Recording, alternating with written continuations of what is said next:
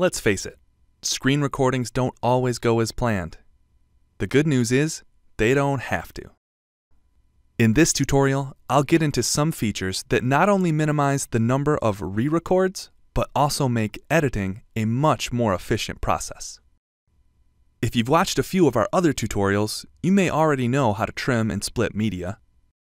To review, you can trim media by hovering over one edge until a cursor turns into a double arrow and then drag it in. What you may not realize, however, is that trimming actually crops the media instead of deleting it.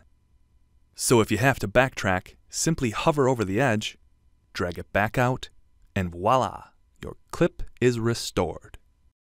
To make a split, select the appropriate clip or clips, place the playhead where you want the split to be, and click this button.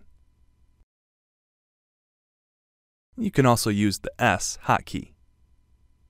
Splitting allows you to isolate sections of your video or audio for further edits, such as adjusting the clip speed. Sometimes there are long processes that are important, but they don't necessarily need to be seen in real time. See how the only thing that happens here is an upload? It doesn't need to be watched second by second, so we can use clip speed to speed it up. Select the clip, right-click, and then select clip speed. Clicking the arrows will adjust the duration by percentage. You can also tweak it afterward, right on the timeline. Hover over the edge of the green clip speed bar until you see these little arrows, and drag the clip out to slow it down, or in to speed it up. Let's see how it looks sped up. Nice, but now I have a gap on my timeline. While I could bring each piece of media in, it's more efficient to select the first clip, hold Shift, and drag. See how it moved the media to the right of the clip? You can also ripple move media across multiple tracks. Say you didn't leave room for a title slide, but you want to add one. All you have to do is move the playhead to the beginning of the project, then hold the Shift key while simultaneously dragging it out. Now there's space. Just keep in mind that ripple moves only affect unlocked tracks. Another feature that's useful to know about, should you find you didn't leave enough time in your recording, is Extend Frame.